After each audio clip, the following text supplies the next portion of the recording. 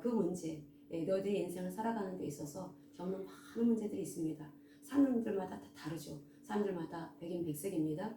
인생을 살아갈 때 겪는 많은 어려움들, 오늘도 내 마음이 편하지 않고 오늘도 내가 살아가는 데 있어서 내 마음속을 굉장히 불편하게 만드는 어떤 것들이 있을 수가 있습니다.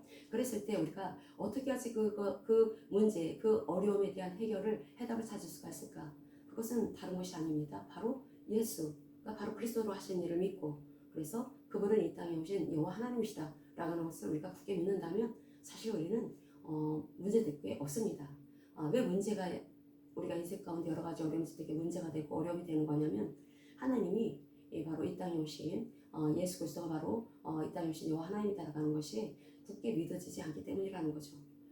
그 유대인들 그렇게 많이 배우고 그 하나님의 말씀에 대해서는 그 다른 사람들 저리 가라 할 정도로 자신들은 성경을 잘 알고 있다고 자부했던 그 사람들도 보면은 예수님을 인정하지 않습니다. 그들은 성경을 안다고 생각했습니다. 그들은 하나님을 사랑한다고 생각했습니다. 그런데 그들이 사랑하는 하나님은 진짜 하나님이 이거 하나님 자체로 하나님을 사랑하는 것이 아니라 하나님의 말씀을 사랑하는 것이 아니라 자신들이 가지고 있는 하나님에 대한 사상을 사랑했다라는 거죠. 이 종교인들이 그와 같은 모습을 보입니다. 자기가 가지고 있는 그 생각, 자기가 가지고 있는 그 교리, 그것을 진리라고 생각하고 그것을 사랑합니다. 하나님을 사랑하고 말씀을 사랑한다면 교리에 묶여서 넘어지는 일이 없을 텐데, 근데 하나님의 말씀을 사랑하지 않고 그저 자기 중심적이고 자기 본의적인 그 죄된 생각을 가지고 있는 사람이 예수를 만나지 못하니까, 그 십자가를 가지를 못하니까 결국은 그 사상을 붙잡게 되고 그 교리를 붙잡게 되고, 그러다 보니까 하나님을 사랑하는 데까지 나가야 되는데 그 교리를 붙잡고 그렇게 할 수가 없다는 것입니다. 그래서 결국은 넘어지게 되고, 그래서 유대인 그 종교 지도자들이 예수를 인정하지 않은 것은 바로 자기 사랑에 묶였기 때문이다. 그래서 그들은 자기를 극진히 사랑하고 자기를 끔찍하게 아끼고, 그리고 자기가 가지고 있는 그 생각을 진리라고 생각하고, 그래서 그것을 사랑했기 때문에 정작 자기네 눈앞에 그토록 기다려왔던 메시아가 오셨음에도 불구하고 알아보지를 못했다는 것입니다. 오늘 본문 말씀 바로 그 말씀입니다. 그러니까 그 말씀 다시 한번 읽겠습니다. 여기 위로부터 오신 분 바로 여호와 하나님, 바로 이 땅에 오신 그 예수 그리스도가 바로 여호와 하나님이시다. 그분은 만물을 지배하고 계시는 분이시고, 그리고 땅에 있는 자는 여기서 세례 요한을 말하는 것입니다. 세례 요한이다.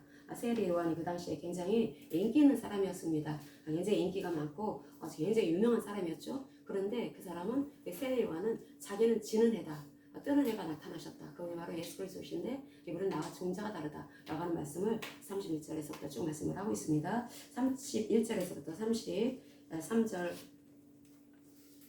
33절까지 같이 읽겠습니다. 사람들의 태도가 어떤지 3장 31절에서 33절. 위로부터 오시는 이는 만물 위에 계시고 땅에서 난 이는 땅에 속하여 땅에 속한 것을 말하느니라. 하늘로부터 오시는 이는 만물 위에 계시나니 그가 친히 보고 들은 것을 증언하되 그의 증언을 받는 자가 없도다. 그의 증언을 받는 자는 하나님이 참되시다는 것을 인쳤느니라. 아멘. 이 말씀이 좀 어려운데 이 말씀을 좀 이렇게 쉽게 번역한 유진 피터슨 목사님이 있습니다. 근데 이제 거기에서 우리가 여기 그분의 그 번역을 취할 부분이 이제 33절의 말씀인데, 하나님을 제대로 바로 이 땅에 오신 여호와 하나님, 바로 예수 그리스도가 바로 이 땅에 오신 여호와 하나님이다라고 하는 것을 굳게 믿는 그 사람들은 목숨을 건다라는 것입니다. 그 하나님의 그 말씀이 바로 진리, 예수가 하신 말씀이 진리라고 하는 것을 굳게 믿고, 그래서 절대 타협하지 않은 삶을 살아가게 된다라는 거죠. 결국 그 사람들은 세상이 뭐라 말한다 할지라도, 세상이 나한테 칼을 들이밀고 창을 들이밀고 총구리를 들이민다 할지라도 하나님 때문에 목숨 거는 그러한 삶을 살아가게 된다라는 거죠. 그런데 어떤 것을 우리가 알아야 됩니까? 위로부터 오시는 이. 여기서 31절에 보면은 위로부터 오시는 이에 대해서 말씀을 하고 있습니다. 이 위로부터 오신 분이라고 할 때 유대인들은 다 알아들을 말입니다. 왜냐하면 구약에서 위로부터 오시는 분이라고 말하는 것은 여호와에 대해서 말씀을 할 때 위로부터 오신다라고 표현을 했기 때문에, 이렇게 위로부터 오신 분이다, 예수가 바로 위로부터 오신 분이다라고 말을 했다면 사람들은 이분이 여호와구나 라고 그렇게 알아들었어야 됐다라는 거죠. 그들은 구약을 아는 사람들, 또 더군다나 유대 종교 지도자들은 그 구약 성경에 정통하다고 자부했던 사람들이기 때문에 이 말씀을, 위로부터 오시는 분이 바로 예수 그리스도시다, 이분이 만물의 그 위에 계신다. 만물 위에 계신다라는 것은 만물을 지배하고 계신다.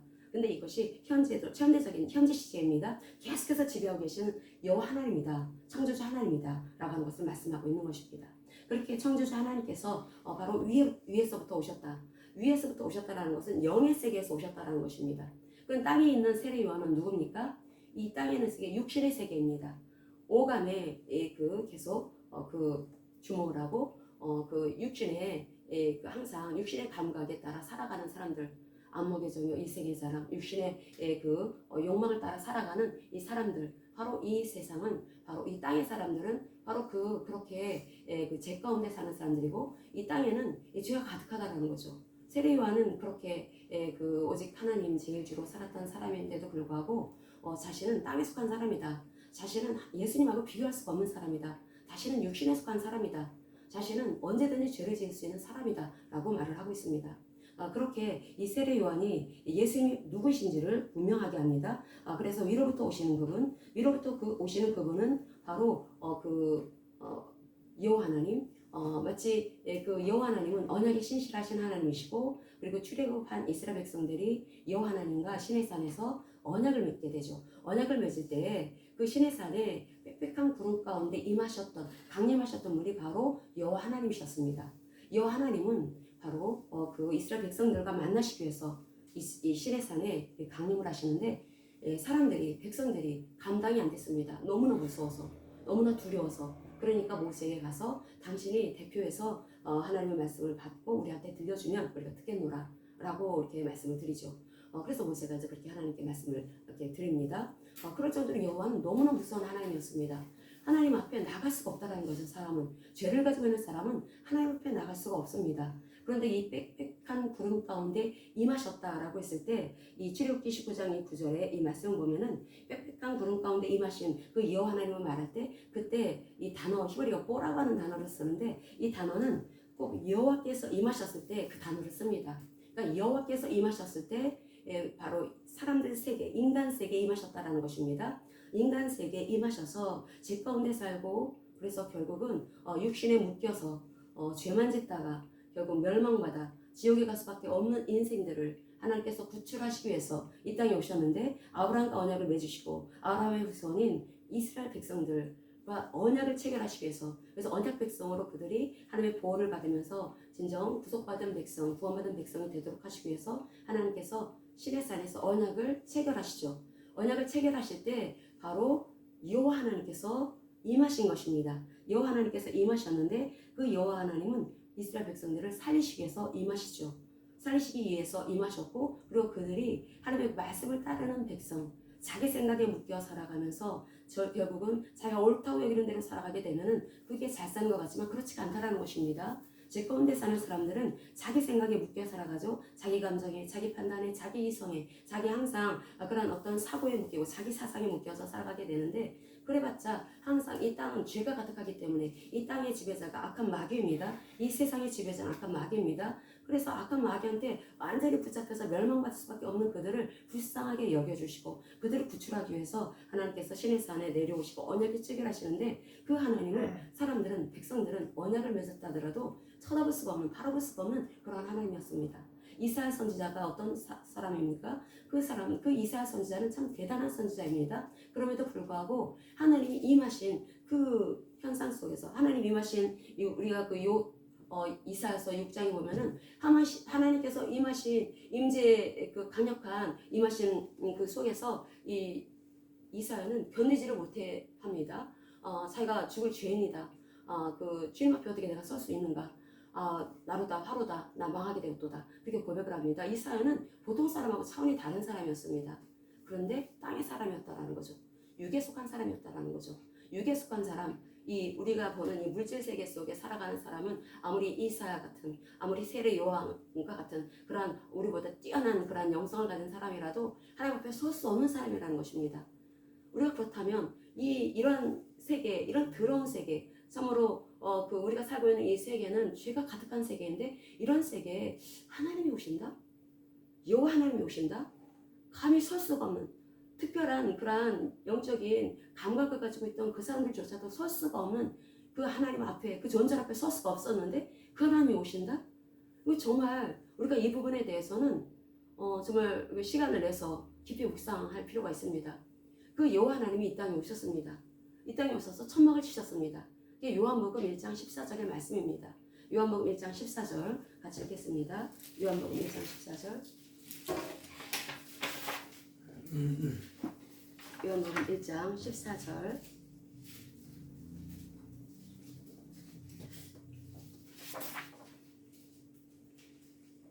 같이 읽겠습니다.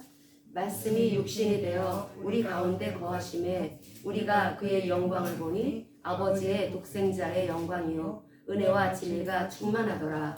아멘. 사도 요한의 고백입니다. 이건 세례 요한이 아니라 사도 요한, 이 요한복음을 쓴 사도 요한의 고백입니다. 말씀이 육신이 되어서 우리 가운데 거하셨다라고 고백을 합니다.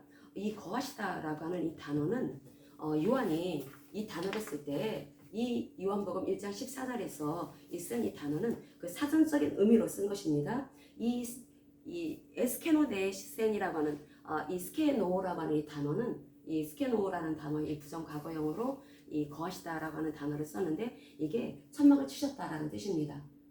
하나님이 우리가 살고 있는 죄가 가득한 이 세상에 오셔서 천막을 치셨다라는 거죠. 성막, 텐트를 치신 것입니다. 성막을 치신 것입니다. 성막을 치시고 그래서 사람을 살리시기로 하셨다라는 것입니다. 사람을 살리시기로. 그래서 이것이 로고스가 육체로 거하신 것은 이례적이고 그리고 일시적인 거죠. 이 지금으로부터 2000년 전에 그와 같은 일이 있었습니다. 그런데 그것을 사도 요한을 비롯한 그 당시에 예수님을 목격한 사람들을 우리가 그 영광을 봤다라고 고백을 합니다. 우리가 그 영광을 보았다. 그 봤다라고 하는 것이 육신적인 눈으로 봤다라는 것입니다. 어떤 영적인 감각으로 봤다라는 것이 아니라 육의 눈으로 그냥 봤다라는 거죠.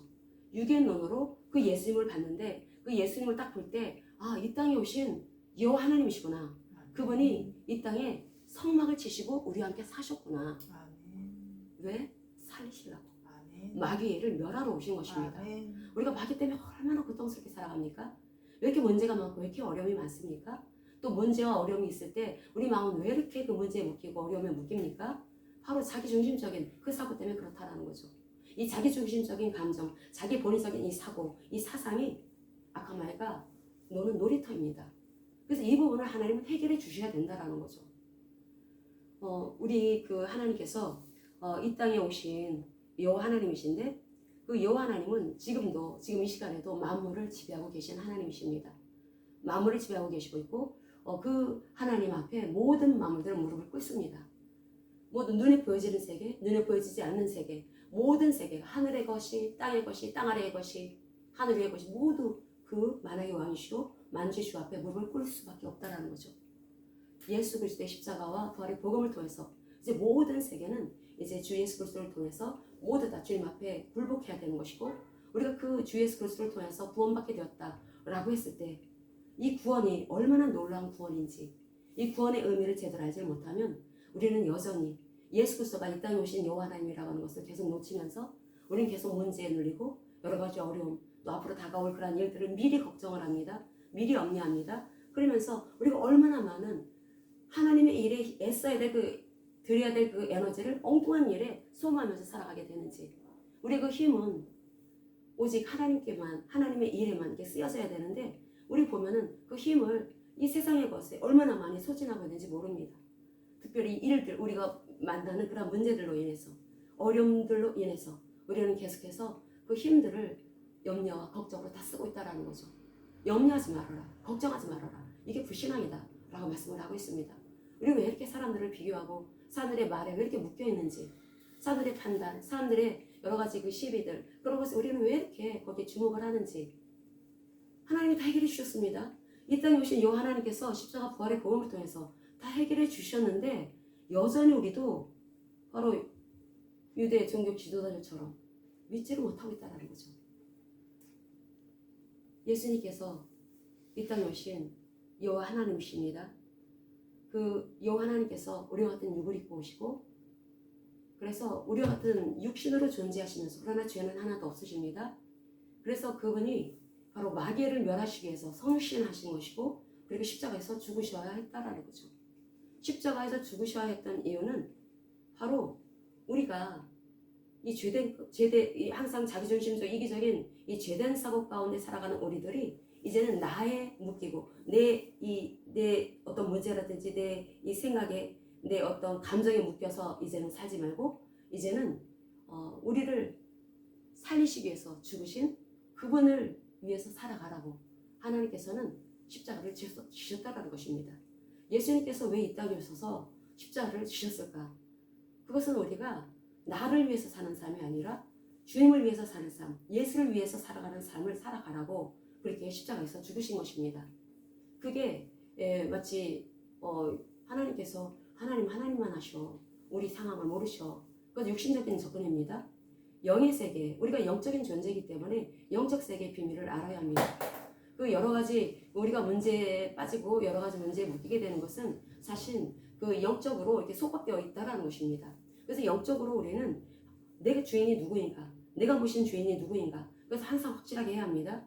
우리 가운데 오시고 우리 이 삶 가운데 진정 항상 우리와 동행하시면서 우리를 인도하시는 그 하나님이 우리를 살리시기 위해서, 나를 살리시기 위해서 오신 여호와 하나님이라고 하는 것이 바로 이 에스겔서에서도 너무나 분명하게 말씀을 하고 있습니다. 에스겔서를 보겠습니다. 에스겔서 36장.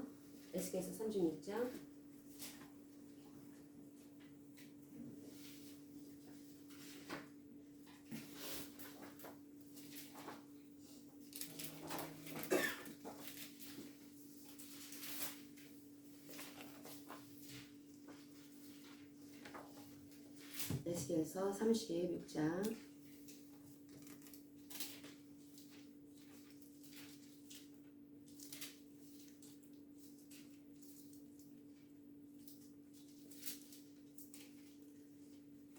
26절에서 27절까지 보겠습니다. 에스겔서 36장 26절에서 27절까지 같이 읽겠습니다.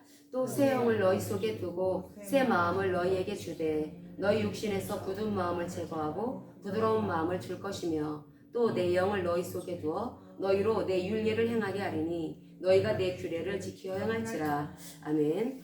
그 에스겔서 36장 26절에서부터 27절은 이제 하나님의 백성들이 하나님의 말씀을 지키며 살아갈 수 있도록 할 것이다. 내가 그들 속에 들어가 살 것이다 라고 말씀을 하시는 것입니다. 이스라엘 백성들이 언약 백성인데도 불구하고 말씀을 지키지를 못하니까 아예 하나님이 사람 속에 들어와 사시겠다라는 것입니다. 사람 속에 들어와 사셔서 이제 주도에 나가신다라는 거죠. 그러니까 새 언약의 핵심이 무엇입니까? 바로 성령입니다. 우리 성령이 우리 새 언약 백성으로서 성령을 모신 사람들입니다. 그러면 우리는 하나님의 말씀을 지킬 수가 있습니다. 왜? 성령이 주도에 나가심으로써 우리는 지킬 수가 있다는 거죠. 그럼 성령께서 주도에 나가실 때 우리가 해야 되는 일이 무엇입니까? 십자가에서 내 자아를 죽여야 된다는 것입니다. 나는 죽고 나를 부인하고 나는 십자가에서 처리되어지고 그래서 주님은 나의 왕이시고 나의 주인이십니다. 그것을 확실하게 고백해야 되는 것입니다. 그래서 요한복음 1장 12절에서 어떤 말씀을 하고 있냐면 요한복음 1장 12절 영접하는 자 곧 그 이름을 믿는 자들에게는 하나님의 자녀가 되는 권세를 주셨다라고 말씀을 하고 있습니다. 그 영접하는 자, 바로 예수가 이 땅에 오신 여호와 하나님이시다. 예수가 그리스도의 일을 하셨는데 바로 예수 그리스도가 이 땅에 오신 여호와 하나님이시다 라고 하는 것을 믿는 사람은 그분을 영접하지 않을 수가 없습니다. 그분을 영접합니다. 어떻게 영접을 합니까? 바로 나의 주인으로, 나의 왕으로, 나의 임금으로 영접을 한다는 거죠. 그래서 삶의 자리의 주인을 내가 아니라 주님께 내어드린 사람들입니다. 그 사람들이 예수님을 주인으로 영접한 사람들, 저와 여러분들 하나님의 자녀된 사람들이라는 거죠. 이런 사람들을 하나님께서는 하나님의 자녀다라고 말씀을 하시고 권세를 주셨다. 엑수시아라고 하는 이 권세를 주셨다라고 말씀을 합니다. 그 보통 사람들이 아니라는 거죠. 우리가 새 언약의 핵심이 성령인데 예수님이 바로 그리스도로서 하신 일을 믿고 예수님이 이 땅에 오신 여호와 하나님이시구나 라는 것을 믿을 때 우리는 그분을 주인으로 왕으로 모실 수밖에 없습니다. 그럴 때 우리 안에 우리 하나님의 생명이 임하면서 또 성령이 오심으로써 우리는 이제 하나님의 자녀로서의 권세를 갖게 되는 것인데 그럼 우리는 어떻게 살아가야 되는 것인가? 이제 성령의 주도하심으로 주도적인 그러한 인도하심이 성령께 있다라는 거죠. 성령이 우리를 주도적으로 이끌어 가시는 것입니다. 주도적으로 이끌어 가셔서 우리로 말씀께로 인도하십니다. 말씀을 지킬 수 있도록 인도하신다라는 거죠. 그러니까 무수하게 우리 내면 안에서는 싸움이 일어납니다. 내 생각대로 하고 싶은데 내 판단이 옳은 것 같은데 근데 하나님께서는 아니다. 네가 살 길은 말씀을 따르는 길밖에 없다. 그래서 성령께서는 우리를 말씀께로 인도하시고 예수께로 인도하십니다. 그래서 이 성령께서 우리 내면 안에 들어와 사시는데, 그럼 우리 그 영이 죽은 상태의 사람들에게 하나님의 영이 들어오신 것입니다. 하나님의 영이 들어오셨을 때 그때 내 영은 없고 오직 하나님의 영만 있는 것이냐? 그런 의미가 아닙니다. 36장 에스겔서 36장 27절의 이 말씀은 그 내 영을 너희 속에 둔다라고 하는 이 말씀을 하실 때, 이것은 아예 그 사람의 영을 다 치워버리고 하나님의 영이 쏙 들어가서 하나님의 영만 그냥 그 사람 속에서 일하신다라는 그런 의미가 아니라, 하나님이 새 영을 주신다라고 하는 이 표현은 하나님께서 새 영을 주신다라고 하지 않습니까? 이스라엘 백성들이 하나님의 말씀을 지키지 못하고 결국은 멸망받았습니다. 그런데 그 사람들한테 에스겔을 통해서 그 바벨론 포로지에서 참으로 비참한 그런 생활을 하고 있는 그 사람들, 정말 절망 가운데 빠진 그 사람들, 아무 소망도 없이 그런 백성들한테 하나님께서는 그 소망의 메시지를 바로 에스겔을 통해서 주신다라는 거죠. 근데 에스겔을 통해서 하나님께서는 내가 너희들에게 새 영을 주겠다라는 말씀을 합니다. 그 새 영을 주겠다라고 하는 것은 하나님의 영이 인간의 내면으로 이동한다는 뜻입니다. 하나님의 영, 구약에서 이스라엘 백성들은 그 소수의 사람들 외에는 하나님의 영을 받을 수가 없었습니다. 왕이나 제사장이나 선지자들, 기름 부심을 받은 자들, 하나님의 영을 받을 수가 있었죠. 특별히 그 민수기 11장에 보면은 그 모세가 너무나 힘이 들고 이스라엘 백성들이 말을 너무나 안 들으니까 출애굽한 이스라엘 백성들이 너무 원망이 많고 불평이 심하고, 그러니까 너무 버거웠습니다. 그러니까 모세가 너무나 힘들다, 내가 이 백성을 도대체 어떻게 해야 되겠단 말인가, 주님 앞에 그렇게 고백을 하니까 하나님께서 70인의 장로를 세우게 하시죠. 70인의 장로를 세우게 하시면서 하나님의 영이 70인의 장로에게 임하는 걸 볼 수가 있습니다. 민수기서 11장에 나오고 있죠. 11장에 그 민수기서 11장에 그 모세가 힘들다고 했을 때 70명의 그 장로들에게 하나님께서 하나님의 영을 부어주시게 되는데, 그 하나님의 영을 부어주셨을 때 그들이 예언하는 걸 볼 수가 있습니다. 모두 회막 앞에 모여라, 그렇게 하나님께서 말씀을 하셔서 그래서 그 장로들을 니네들 다 회막 앞으로 와 라고 그렇게 명을 내렸는데, 그런데 거기에 딴지거는 거기 밴드르 같은 사람들 두 사람이 있었습니다. 68명의 사람은 회막 앞에 모였는데 2명은 지네 집에 있었다는 거죠. 근데 2명이 그 자기 집에 있었던 말 듣지 않았던 그 사람들도 예언을 했다라고 말씀을 합니다. 하나님의 영이 임한다라고 하는 것은 대단한 거였습니다.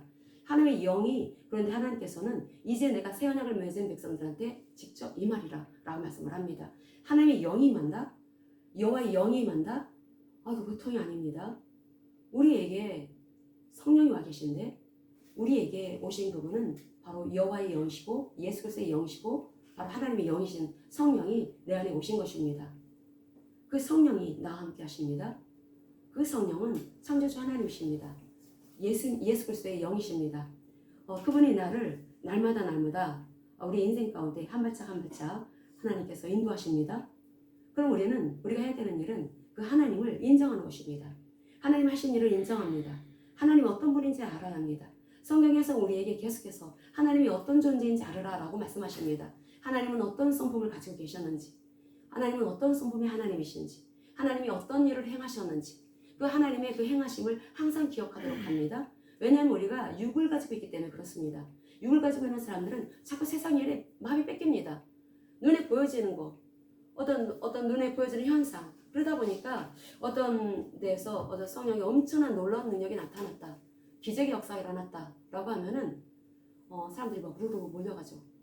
그런데 그렇게 우르르 몰려갔던 사람들이 2000년 전 예수님 시대에 있었습니다. 구름대처럼 먼지 그룹을 일으키고 예수님이 일으키는 그 기적을 보기 위해서 사람들이 몰려갑니다. 그런데 몰려갔던 그 사람들이 예수님이 하시는 그 말씀에 대해서는 귀를 딱 닫고 있었다는 거죠. 예수님이 이 땅에 오신 바로 여호와 그 하나님이시다. 여호와 하나님이 바로 너희들이 그토록 기다렸던 바로 메시아 그리스도시다.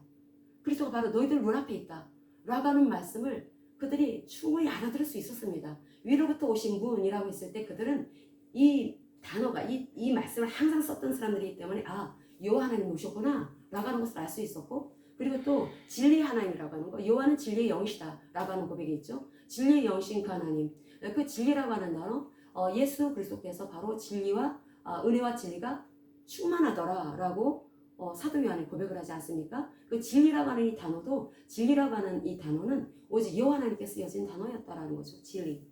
그러면은 이 진리의 하나님이 오셨으면 그 예수 그리스도가 이 땅에 오신 여호와 하나님이라고 하는 것, 그토록 기다려왔던 메시아라고 하는 것을 인정을 하고 엎드려야 되는데, 그들은 그 예수님을 통해서 예수님이 직접 이 땅에 오신 여호와 하나님께서 직접 인간을 살릴 구원의 말씀을 하심에도 불구하고 듣지 않았다라고 말씀을 합니다. 기가 막히지 않습니까?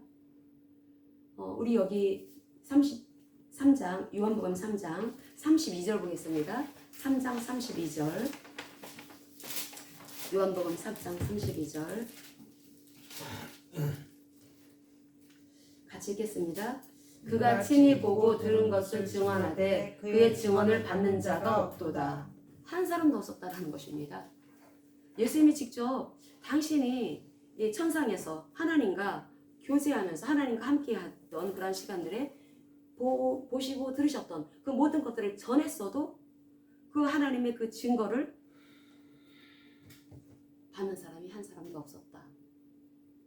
그렇게 말씀을 합니다. 이 받는다라고 했을 때 람바노라고 하는 단어 씁니다. 람바노. 이 증거. 내가 바로 너희들이 그렇게 무서워 떨던 여호와 하나님이야.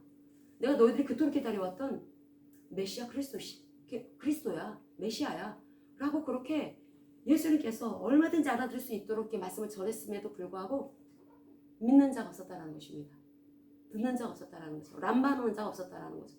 그것은 취하는 자가 없었다는 것입니다. 예수님이 바로 이 땅에 오신 그리스도시고 바로 여호와 하나님이시다라고 하는 것을 믿는 자는 자기의 주인으로 람바노할 수밖에 없습니다. 그래서 영접하는 자, 그 이름을 믿는 자들에게는 하나님의 자녀가 되는 권세를 주셨다라고 했을 때 이 영접한다라는 단어가 람바노라는 단어를 씁니다. 헬라어로 람바노, 취한다라는 거죠. 이 취할 때 절대 뺏기지 않을 거야라는 마음으로 취하는 것을 말합니다. 하나님이 이 땅에 오시고 내 안에 들어와 사시겠다는데, 그런데 그것을 환영하지 않는다라는 겁니다. 우리가 그렇게 열심히 전도를 하고 주님이 바로 이 땅에 오신 우리를 살리러 오신 하나님이다, 창조주 하나님이다 라고 말을 해도 사람들이 안 듣습니다. 왜 그럴까요? 예수가 바로 그 하나님이라고 하는 것이 믿어지지 않는다라는 것입니다. 교회 밖에 있는 사람들은 뭐 당연히 그렇다 쳐도 교회 안에 있는 사람들도 그런 경우가 참 많죠. 예수 그리스도가 이 땅에서 하신 그 일들만을 인정하고 그저 좀 뛰어난, 윤리적으로 좀 뛰어난 그런 삶을 사신 분, 어떤 뭐 윤리교사, 어떤 성자, 뭐 이 정도로만 알고 하나님으로 알지 않고 있는 그런 사람들 참 많이 있습니다. 근데 예수님은 이 땅에 오신 여호와 하나님이십니다. 그 여호와 하나님이 이 땅에 우리를 살리러 오셨는데, 그런데 그 증거를 받는 사람들이 있습니다. 저 여러분들, 예수님이 바로 이 땅에 오신 여호와 하나님이시고 그리스도로서 하신 그 일을 통해서 우리가 확실하게 그분이 우리를 살리러 오신 하나님이다라고 하는 것을 믿습니다. 그래서 그 하나님을 바로 내가 나의 주인으로, 나의 삶의 자리에 삶의 주인으로 바로 그분을 주인으로 왕으로 모십니다. 그런 사람들이 바로 증거를 받는 사람들인데, 그래서 33절을 우리 같이 읽겠습니다. 3장 33절 요한복음 3장 33절 그의 증언을 받는 자는 하나님이 참되시다는 것을 인쳤느니라. 아멘. 예수님의 증거를 받는 사람들, 람바노하는 사람들, 예수님이 이 말씀을 통해서 당신이 이 땅에 오신 하나님이다라고 하는 것을 말씀을 하실 때 우리 그것을 받습니다. 의심하지 않고 받아들입니다. 그랬을 때 그 증거를 받는 사람들은 바로 그 예수님의 증거를 받아들인 사람들이고, 그런 사람들이 하나님을 향해서 보이는 반응이 특별합니다. 그 사람들은 목숨을 건다라는 거죠. 하나님의 일에, 영적인 일에, 하나님이 하신 일에, 또 그 말씀에 목숨을 거는 사람, 그런 사람들이 바로 그 증거를 받아들이는 사람들의 태도라는 것입니다. 우리 예수님께서 우리가 이 땅에서 어떻게 살아가야 될 것인지에 대해서 계속 성경을 통해서 말씀을 하고 있습니다. 우리 삶은 이 세상에서 살아갈 때 아무리 노력을 해도 노력한 만큼 그 결실이 얻어지는 것이 아니고, 아무리 수고를 해도 수고의 열매를 먹는 것도 아닙니다. 우리가 그래서 그 인생 가운데 여러 가지 참으로 힘든 그런 일들을 만났을 때 사람들은 그 낙심에 또 힘들기 때문에 잘 이것이 해결이 되지 않으면 낙심에 빠지고 낙담하게 되고 또 좌절하게 되고 또 절망하고 그래서 그 아예 숨을 넘는 상태에서 그 고통에 처할 수가 있죠. 그런 사람들은 그 에스겔서 37장에 말씀 나오는 것처럼 그 완전히 뼈가 마른 뼈로 비유를 하고 있습니다. 뼈가 마른 상태. 소망도 하나도 없습니다. 소망도 없고 완전히 죽은 상태. 그냥 죽지 못해 사는 그런 상태. 그런 경우가 얼마나 사람들 많이 있습니까? 그래서 소망도 없고 신락 같은 그러한 그 회복 가능성도 하나도 없기 때문에 그래서 사람들은 소망도 없이 그렇게 살아가고 내 인생이 이제 끝났어. 나이도 많고 여러 가지 또 환경도 어렵고 돈도 없고 또 배운 것도 없고 또 그리고 또 여러 가지로 내가 또 일을 한다고 하더라도 또 그만큼 또 내가 그만큼 일한 것만큼 어떤 결실이 얻어질 것 같지도 않고 그러다 보니까 미리 자기가 딱 예단을 합니다. 나는 끝났어. 내 인생 끝났어. 그러면서 절망 가운데 살아가는 그 사람들한테 하나님께서 소망의 메시지를 주시는 것입니다. 그 하나님의 영이 에스겔서 37장 14절에 보면은 내가 내 영을 너희 속에 두어서 너희를 살아나게 할 것이다 라고 말씀을 합니다. 하나님께서 내 영을 너희 속에 두어서 너희를 살릴 거야. 아무리 절망 가운데 있고 아무리 고통 가운데 있고 아무리 처지를 보면은 도저히 신락 같은 희망을 찾아볼 수가 없습니다. 나이도 너무나 많습니다. 그리고 또 희망도 없습니다. 또 몸에 병도 걸렸습니다. 그렇다 하더라도 하나님은 내가 너를 살릴 거야 라고 말씀을 합니다. 우리가 미리 얼마나 많이 이게 그 벽을 치고 살아갑니까? 나이가 많기 때문에, 돈이 없기 때문에, 가방끈이 짧기 때문에 사람들이 스스로가 자기의 인생을 다 한계 짓습니다. 하나님 그런데 그렇지가 않다라는 거예요. 너희가 아무리 무덤 속에 묻혀있는 그런 시신과 같은 그런 마른 뼈와 같은 시신도 이제 나중에 썩죠. 그래서 살덩어리 다 썩어집니다. 흙으로 돌아갑니다. 그래서 뼈대기만 나왔다 하더라도 하나님께서는 그 사람을 그 시신 같은 상태에 있는 그 사람을 살릴 거다라고 말씀을 합니다. 어떻게? 말씀을 주셔서 살린다라는 것입니다. 내가 내 영을 네 속에 두고 그리고 너희를 살아나게 할 것인데 그런데 그럼 우리가 예수님을 영접해서 그 영이 들어와 살고 계십니다. 그 영이 살아 계신데 그 영이 나를 어떻게 살리실까요? 나 지금 현재 완전히 벼랑 끝에 있는 난데 어떻게 살리실까요? 바로 말씀을 통해서 살리신다라는 것입니다. 하나님의 영이 성령이 말씀을 통해 우리를 인도하십니다.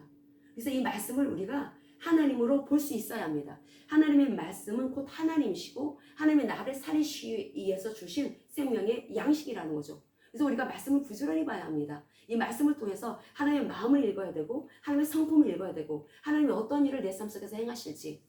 구약의 이스라엘 백성들 그들은 하나님의 말씀을 붙잡지 못했기 때문에 실패한 사람들입니다. 근데 우리들은 하나님의 말씀을 붙잡고 실패하면 안 됩니다. 붙잡고 승리해야 된다는 거죠. 우리는 하나님의 말씀을 놓치면 안 됩니다. 하나님의 말씀을 꽉 붙잡아야 합니다. 붙잡고 승리하는 그런 삶을 살아가야 합니다. 그랬을 때 우리의 마음속에 계속해서 새 소망이 올라오게 될 것이고 하나님이 바로 이 땅에 우리를 살리러 오신 여호와 하나님이시고 여호와 하나님이 내 안에 들어오셔서 나를 오늘도 인도하고 계시는데 우리가 뭘 염려할 게 있겠습니까? 그 하나님은 창조주 하나님이시고 그 하나님은 곧 심판자 하나님으로 오실 그 예수 그리스도이시고 바로 우리가 모시는 바로 성령 하나님이십니다. 그 하나님이 우리를 살리러 이 땅에 오시는데 그 하나님이 우리를 통해서 이 땅에서 하실 일이 있으십니다. 어떤 일을 하실까요? 바로 말씀이 옳다라고 하는 걸 세상에 보여라. 하나님의 말씀, 하나님의 성경 말씀, 우리가 항상 하나님의 말씀을 봅니다. 이 말씀이 옳다라고 하는 것을 우리가 목숨을 걸고 붙잡아야 된다라는 거죠. 이 말씀은 절대 타협해서는 안 되는 말씀입니다. 이 말씀은 영의 말씀입니다. 이 말씀은 이 육신에서 나온 말씀이 아닙니다. 세상에서 나온 사람의 지식에서 나온 말씀이 아니죠. 하나님의 영에서 나온 말씀인 것입니다. 하나님이 우리를 살리시기 위해서 이 말씀을 주셨습니다. 이 말씀은 바로 우리를 구원하시기 위해서, 우리를 살리시기 위해서 주신 생명의 말씀인데 이 말씀이 우리를 계속해서 생명 가운데, 진리 가운데 우리를 살 수 있는 영원하게 살 수 있어요. 영생 가운데로 그 말씀 우리를 계속해서 인도해 드리십니다.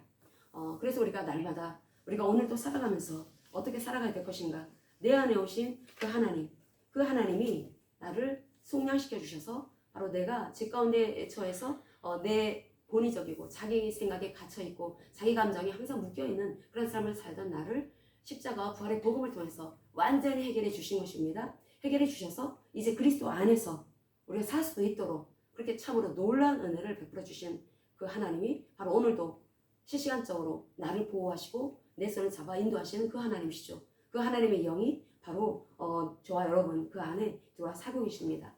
우리 참으로 불에 넘치는 그런 은혜, 그 은혜를 받고 있습니다. 그 은혜를 받고 그 은혜가 우리 그동안에 아담의 DNA를 가지고 있어서 항상 뺀돌이 것처럼 살았습니다. 하나님의 말씀을 지키지 않았습니다.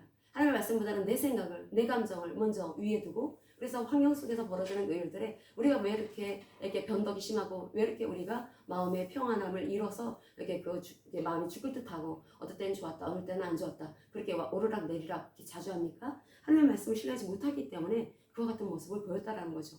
그래서 우리가 날마다 해야 되는 것은 영적으로 계속해서 단련시켜 나가야 되는 일, 바로 하나님의 말씀이 옳다라고 하는 것을 항상 붙잡아야 된다는 것입니다. 하나님의 말씀은 생명의 말씀이고, 나를 살리러 오신 하나님이 나에게 주신 생명의 양식인 말씀인 것입니다. 나는 우리가 배고프면은 자기가 알아서 밥을 찾아 먹습니다.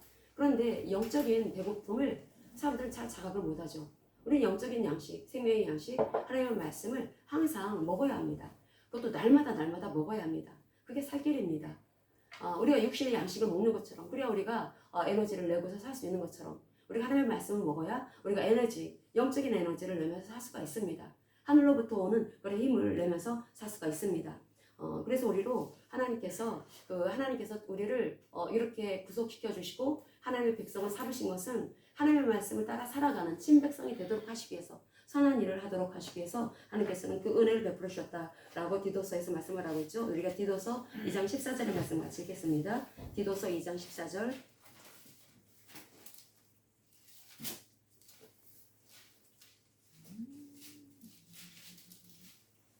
디도서 2장 14절.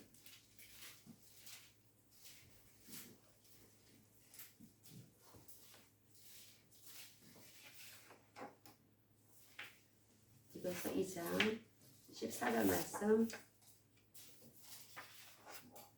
같이 읽겠습니다. 2장 14절. 그가 우리를 대신하여 자신을 주심은 모든 불법에서 우리를 속량하시고 우리를 깨끗하게 하사 선한 일을 열심히 하는 자기 백성이 되게 하려 하심이라. 아멘. 여기에서 모든 불법에서 우리를 속량하셨다라고 말씀하고 있습니다. 그것은 하나님을 알지 못하고 하나님을 인정하지 못하고 자기 마음대로 살아가는 삶을 말합니다. 이 세상이 다 그런 시스템이죠. 자기중심적이고 자기본위적이고 하나님의 것만 다 배제시킨 상태에서, 하나님만 배제시킨 상태에서 세상은 정말 잘 돌아갑니다. 우리가 그 속에서 살고 있습니다. 근데 그 속에서 살고 있는 우리들을 빼내주셨습니다.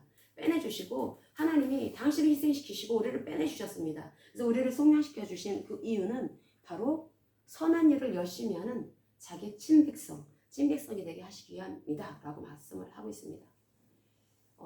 선과 악, 우리가 어떤 것이 선이고 어떤 것이 악일까? 오직 하나님만이 그 선과 악은 하나님만이 아십니다. 하나님은 말씀을 통해서 우리에게 들려주시죠. 그래서 말씀을 통해서 우리가 어떤 것이 선한 것이고 어떤 것이 악한 것인지 말씀을 통해서 분별을 받아야 합니다. 그런데 그 말씀을 따라 나아갈 때 우리는 무수하게 내 안에 하나님을 거절하는, 하나님을 저항하는 그런 자기 생각이 있습니다. 그런 것과 열심히 싸워야 합니다. 열심히 실험하고 내 생각을 십자가로 가져갑니다. 그래서 말씀을 붙잡을 때 우리의 삶 속에서 점점 하나님이 원하시는 삶의 모습이 나타나게 될 것입니다. 그런 삶을 살아가라고 하나님께서는 속량시켜 주셨다. 당신을 희생시키셨다라고 말씀을 합니다. 여기서 이 친백성이라고 하는 것은 바로 하나님께서 이스라엘 백성들도 당신의 어떠하심을 알리기 위해서 세상 나라로 삼기 위해서 친백성 삼으셨다라고 하는 말씀을 씁니다. 근데 그런 친백성으로 삼으신 이스라엘 백성들은 실패하죠. 근데 우리가 신약시대에 우리들은 하나님의 새 언약을 맺은 백성들로서 우리가 실패해서는 안 될 것입니다. 우리가 하나님의 친백성으로 영적인 이스라엘 백성들로 하나님께서 그렇게 우리를 받아주셨다면 우리는 우리의 이 삶에 정말 우리의 삶 속에 하나님이 옳습니다라고 하는 것을 보여야 될 책임이 있습니다. 그러면 내 생각이 옳은 것이 아니라 하나님이 옳다라고 하는 것을 보이기 위해서는 우리가 어떻게 합니까? 우리가 무엇보다는 이 가족 안에서, 가족들과의 관계 속에서, 또 사람들 직장생활, 또 학교생활이라든지 또 우리가 여러 가지 사회생활 속에서 우리는 그 모습을 보여야 될 것입니다. 그래서 우리의 삶 속에서 드러나는 것은 예수의 모습이겠죠. 그래서 예수를 닮은 삶, 작은 예수가 되는 삶, 그래서 예수를 닮은 삶을 우리가 살아가야 되는 것은 바로 하나님의 당신을 희생시키고 우리를 불법에서 속량시켜 주신 것은 선한 일을 열심히 하라고 하나님께서는 우리를 그렇게 자기 백성을 삼으셨다라는 거죠. 우리는 그래서 나를 계속해서 십자가로 내 생각, 내 감정, 내 모든 마음속 깊은 곳에서 올라오는 그런 자기만의 어떤 생각들이 있습니다. 그런 것들을 항상 십자가로 가져갑니다. 십자가로 가져갈 때 그게 처음에는 참 쉽지가 않지만 이게 날마다 생활 속에서 훈련하다 보면은 또 이게 잘할 수가 있습니다. 그래서 이것이 이게 그 영적인 이 전투이고, 그리고 또 이것이 마치 군인들이 훈련소에서 그 훈련을 열심히 받아야지 전투에서 승리할 수 있는 것처럼 그 우리가 그렇게 날마다 이렇게 그 생활 속에서 나를 부인하는 그런 삶을 살아가게 되면은 우리는 그 이전보다 오전보다 다음 날이 더 주님을 드러내는 데 있어서 좀 더 수월한 그런 삶을 살아갈 수 있게 됩니다. 이게 절대 쉬운 건 아니지만 할 수 있다라는 거죠. 다만 우리의 마음속에 과연 예수가 누구인가 이걸 확실하게 하면 됩니다. 예수님이 이 땅에 오신 여호와 하나님이시다. 이걸 확실하게만 한다면 그러면 뭐 더 이상 군더더기 필요 없다라는 거죠. 예수가 우리를 살리기 위해서 그 하신 그 모든 일들이 바로 이 땅에 오신 여호와 하나님께서 하신 일이구나. 여호와 하나님께서 우리를 그 살리시기 위해서 바로 당신을 희생시켰을 때 그 희생시키신 그것은 그 고린도서에서도 말씀하고 있지만 그 하나님의 의가 되도록 하시기 위해서 예수님은 당신이 죽으시면서 우리의 죄를 다 가져가시고 그분의 의를 우리에게 주셨습니다. 그분이 가지고 있는 의를 우리에게 주셨습니다. 그 의라고 하는 것은 여호와의 속성입니다. 의라고 하는 것이 그 여호와의 속성인데, 그래서 여호와 우리의 의라고 하는 그런 말씀이 그 예레미야서에 나오고 있는데, 우리가 예레미야서 23장 5절에서부터 6절 보겠습니다. 예레미야서 5절에서부터 6절. 예레미야서 23장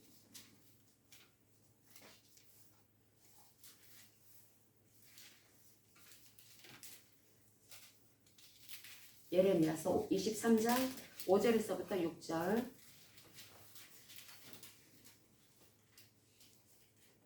같이 읽겠습니다.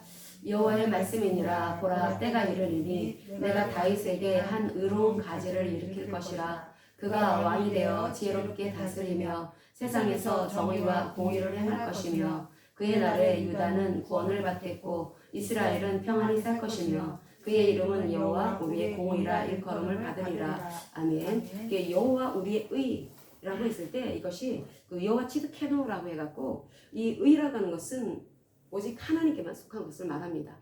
한 싹이 나는데, 그 바로 메시아에 대한 말씀인 것입니다. 이 한 싹이 나는데 그 싹은 오실 메시아는 바로 그 여호와의 속성을 가진 자다. 의 자체이신 여호와 하나님이시다라고 하는 말씀을 하고 있다라는 거죠. 이 땅에 오신 예수 그리스도께서 우리에게 의를 주셨습니다. 예수가 그리스도로서 하신 그 의를 믿을 때 내 죄를 가져가시고 전가됐다고 했죠. 그분이 가지고 계신 의를 우리에게 주셨다고 했습니다. 근데 그 의를 예레미야서 23장에서 뭐라고 말씀하시냐면은 그 의는 여호와 하나님의 속성이고, 여호와 하나님이 바로 그 의를 가지고 계신 그 여호와 하나님, 그 하나님이 이 땅에 오셔서 우리를 살리시기 위해서 십자가에서 죽으셨는데, 그때 그 우리에게 주신 그 의가 바로 이 여호와 치두케노, 이 의를 주셨다라는 거죠. 그래서 우리가 여호와의 의, 바로 하나님이 예수 그리스도 통해서 우리에게 주신 그 의를 우리는 가진 사람들입니다. 의, 여호와의 속성. 그게 의가 여호와가 어떤 속성을 가지고 있는지를 알려주는 그러한 그 단어, 바로 치두케나라고 하는 이 단어가 그 여호와의 속성을 그 메시아가 온전히 체험을 한다는 거죠. 그리스도가, 예수 그리스도가 그 여호와의 속성을 그대로 체험을 하고 의 자체를 알려주고 있다. 결국 예수 그리스도가 여호와 하나님이다 라고 하는 것을 알려줍니다. 여호와 하나님인데 그 여호와 하나님께서 우리에게 바로 의를 부어주십니다. 의. 근데 그 의가 그 고린도서에서 말씀을 보면은 고린도서 그 5장 21절에 보면, 하나님이 죄를 알지도 못하신 이를 우리를 대신하여 죄로 삼으신 것은 우리로 하여금 그 안에서 하나님의 의가 되게 하려 하심이라. 그 의를, 예수님이 가지고 계셨던 그 여호와의 의를 우리에게 주셨다라는 거죠. 그럼 우리가 그 의를 가진 사람들입니다. 우리가 보통 사람들이 아닙니다. 그래서 우리가 예수님을 영접하는 자, 그 이름을 믿는 자들에게 하나님의 자녀대로 권세를 주셨다고 했을 때, 이 권세가 보통 권세가 아니라는 거죠. 그 의를 가진 권세. 그러면 우리가 자기 정체성을 분명히 해야 합니다. 신을 모신 사람들입니다. 우리는 하다못해 무슨 계룡산 산신을 모셨다고 하는 그 무당도 끝발나게는데, 우리는 천지를 창조하신 하나님을 모신 사람들입니다. 아멘. 우리가 성령을 모신 하나님, 창조주 하나님, 여호와 하나님을 모신 사람들인데 왜 이렇게 쪼잔하게 사는지, 마음으로 이렇게 마음 이렇게 눌려 사는지, 아니 그 산신령을 모셨다가는 그런 잡신을 모신 그런 무당도 그렇게 아주 목소리 팡팡 높이면서 이렇게 살아가는데 우리는 왜 이렇게 그 신을 모신 우리는 왜 사람들과 환경 속에서 왜 이렇게 눌려 살고 왜 이렇게 묶여 사는지 어떤 문제가 있을 때 그걸 믿음으로 넘어서려고 하질 않고 하나님의 뜻인게요. 하나님의 뜻이 어디 있습니까? 하나님의 말씀이 하나님의 뜻인데 하나님의 말씀에 너 나이에 묶여 있어. 너 나이가 많으니까 너 그렇게 이제 죽을 날 이제 기다려라. 하나님 그렇게 말씀하지 않습니다. 여러분 갈렙 보세요. 갈렙 85살의 나이에 저 산지를 나에게 달라. 내 몸은 내 체력은 40살 먹을 때나 45년 이후는 85살이나 그때나 지금이나 똑같다 라고 고백을 합니다. 결국 그 헤브론 답을 취합니다. 하나님의 신을 모신 우리들은 갈렙처럼 살아야 합니다. 갈렙 그 이스라엘 출애굽 세대 중에서 1세대 가운데 여호수아는 모세의 후계자니까 그 사람은 딱 배제시키고 유일하게 들어간 한 사람 바로 칼렙이었습니다. 칼렙. 어떤 마음으로 그 사람은 살았을까? 다 전부가 자기 생각을 전하고 자기 생각을 전하다 보니까 하나님을 원망하고 불평하고 그게 분위기 자체입니다. 아주 검정 색깔의 거기에 백조처럼 살아간다는 거 쉽지 않습니다. 어떻게 해서 그랬을까? 갈렙이 이름의 뜻 아시죠 여러분? 개란 뜻입니다. 개가 자기 주인한테 어떻게 합니까? 예비하다 프리스키네오라고 하는 것이 개가 자기 주인을 향해서 막 꼬리치는 거라고 했죠. 개 보세요. 자기 주인한테 얼마나 충성합니까? 개들이 자기 주인한테 목숨 겁니다. 자기 주인을 보호하기 위해서. 자기 주인을 얼마나 기뻐하는지 모릅니다. 자기 주인, 자기한테 밥 주는 그 주인을 그렇게 좋아합니다. 우리가 개들의 밥만이라도 우리 하나님을 그렇게 찬양하고 예배하고 좋아한다면 우리의 삶은 완전히 달라질 것입니다. 갈렙이 개라는 뜻이었고 이 갈렙이 마치 개가 자기 주인을 그렇게 따르듯이 자기 주인이 누군지 확실하게 알았던 사람이 갈렙이었습니다. 여호와 하나님, 그 하나님께 목숨 걸었다라는 거죠. 하나님이 누군지 나에게 나를 속량시켜 주시고 이 세상에서 이 어두운 세상 가운데 꺼내주신 그 하나님이 누군지를 안다면 우리는 목숨 겁니다. 이게 인쳐졌다라는 뜻입니다. 요한복음 3장 33절 하나님이 너희들에게 그 증거를 보여주셨다라고 한다면 그걸 내가 확실하게 믿는다면 나는 그 유진 피스터 메시지 성경의 그 번역처럼 나는 목숨 거는 사람이 된다라는 거죠. 하나님의 말씀을 붙잡고 여러분 목숨 걸 수 있겠습니까? 우리가 이 세상 짧은 세상 살면서 뭐 때문에 사람 돈 때문에 목숨 거는 경우도 있습니다. 육신적인 세상의 것에 목숨을 겁니다. 사람 때문에 목숨 걸고 물질 때문에 목숨을 걸고 자기 명예 그 자리 때문에 목숨을 걸고 우리는 진리 때문에 목숨 거는 사람들이 되어야 합니다. 우리가 진리 때문에 목숨을 걸 이유는 바로 이 예수 그리스도께서 이 땅에 오신 여호와 하나님이시기 때문에 여호와 치트케노 그 의 오직 하나님이 가지고 계신 그 의를 우리에게 주셨습니다. 그럼 우리는 우리 주인이 누군지 알기 때문에 우리도 갈렙처럼 그렇게 살 수 있습니다. 그렇게 우리 환경을 뛰어넘어서 나이를 뛰어넘어서 우리 어떤 여러 가지 어려운 조건을 뛰어넘어서 우리를 그렇게 벽을 뛰어넘는 담장을 뛰어넘는 성벽을 뛰어넘는 그런 사람들이 될 수 있다는 거죠. 그것이 바로 하나님이 주시는 우리를 향하신 하나님의 뜻입니다. 우리가 이 환경에 묶이지 말아라. 특별히 너희들 이 물질에 묶이지 말아라. 돈 없는 것 때문에 염려하거나 걱정하지 말아라. 환경 때문에 나이 때문에 또 여러 가지 또 많이 배우지 못한 것 때문에 묶이지 말아라. 묶일 필요 없습니다. 뭐 두려운 게 뭐가 있습니까? 오직 두려워할 대상은 하나님밖에 없습니다. 그럼 이 세상을 향해서 우리가 나아갈 때 저 세상에 있는 불쌍한 사람들 돈 많다고 자기 잘 산다고 뻐덕이는 저 불쌍한 사람 높은 자리에 올라갔다고 뻐덕이는 저 불쌍한 사람 저 실패 이 세상에서는 성공했다고 말하지만 결국은 실패한 사람들입니다. 그들이 예수 그리스도를 영접하지 않으면 결국은 실패자들입니다. 진짜 실패가 뭔지 성공이 뭔지 확실하게 알아야 합니다. 천국 가는 것이 성공하는 것입니다. 지옥 가는 것은 실패하는 것입니다. 우리는 영적 존재이기 때문에 영원히 사는데 어디서 살까요? 영원히 천국에서 살 것인지 아니면 영원히 지옥에서 살 것인지 오늘 내가 누구를 주인으로 모셨느냐에 따라서 판가름 난다라는 거죠. 내가 바로 예수가 바로 나의 주인이십니다 라고 굳게 믿는다면 나는 오늘 세상과 환경과 내 마음에 그 쪼잔한 그 마음과 타협하지 않을 것입니다. 끊임없이 올라오는데 속알 마음이 이 마음이 얼마나 굉장히 중지만한지 우리는 그 종지 같은 그런 그릇이 되어서는 안 됩니다. 사람은 그릇이 커야 합니다. 날마다 그릇이 커져야 된다는 거죠. 그릇이 작으니까 자꾸 촐랑촐랑대는 변덕 부리는 그런 사람이 되는 것입니다. 사람이 진득하니 사람이 그래서 계속해서 마음을 계속해서 넓히면서 그 어떤 사람의 말도 다 받아낼 수가 있는 그런 넓은 사이즈의 사람이 되어야 된다는 거죠. 하나님께서 우리에게 요구하시는 사람이 바로 그런 사람입니다. 일상생활 속에서 너는 그 삶을 통해서 나를 드러내라 라고 말씀을 하십니다. 우리 그럴 책임이 있는 하나님의 친백성입니다. 우리를 통해서 사람들은 이 세상의 사람들이 하나님을 어떻게 할 수가 있습니까? 우리를 통해서 알 수 있게 된다라는 거죠. 어떤 삶을 통해서? 예수 닮은 삶을 통해서 사람들은 하나님이 살아계시네 라고 하는 것을 알 수 있는데, 그런데 우리가 비록 돈이 없어도, 비록 가진 것은 없어도, 비록 내세울 건 없어도 우리가 그럼에도 불구하고 평안하고 그럼에도 불구하고 항상 여유롭고 항상 기쁨이 넘치는 삶을 살아갈 때 저 사람 저 뭐지?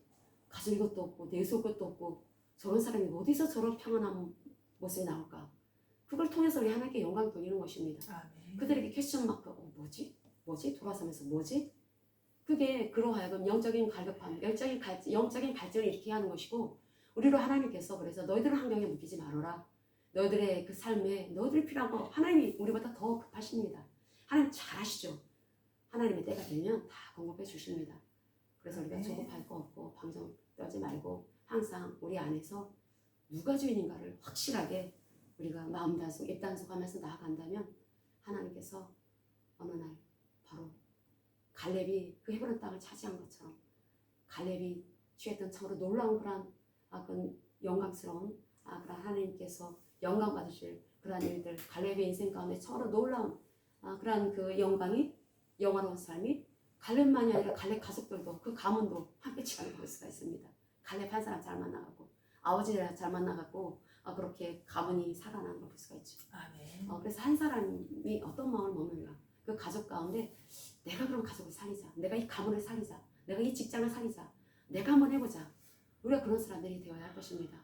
유대 종교 지도자들처럼 주님이 그 앞에 딱 메시아가 오셨음에도 불구하고 자기들은 그렇게 성령의 정통을 하고 자부했지만 그 예수님이 이 땅에 오신 여호와 하나님이라고 하는 것을 전혀 모릅니다. 그 증거를 받는 사람들이 아무도 없었고, 요한복음 6장 66절에 보면은 예수님이 하시는 말씀을 듣고서 사람들이 다 따르는 걸 볼 수가 있습니다. 우리는 그래서는 안 될 것입니다. 우리 말씀 앞에 항상 자신의 마음을 다 내리고, 그래서 항상 그걸 람바노 취하는, 하나님의 말씀을 진리로서 취하는 그런 겸손한 모습을 가져야 할 것입니다. 아멘. 그랬을 때 우리는 이 마지막 때 어떤 환경 속에 있다 할지라도 목숨 거는 사람, 우리가 그럴 가치가 있습니다. 하나님은 우리 하나님을 위해서 목숨 걸 그런 충분한 가치를 우리에게 주셨습니다. 우리 그런 영적 권세를 가지고 있는 사람들이고, 그래서 우리의 말에 힘이 실려져야 될 것이고, 그래서 우리가 여러 가지 어려움이 있을 때 예수 그리스도의 이름을 열심히 사용해야 합니다. 우리가 그 환경 속에서 내 마음속에서 올라오는 끊임없이 올라오는 그런 부정적인 생각들을 예수 그리스도의 이름으로 물리치고 예수 그리스도의 보혈을 뿌리고 바르고 덮으면서 그것들을 다 깨끗하게 우리가 씻어 나가는 그런 일들을 우리가 끊임없이 해야 되고, 우리 가족들에게 또 우리 직장에 우리가 예수 그리스도의 이름을 열심히 사용해야 합니다.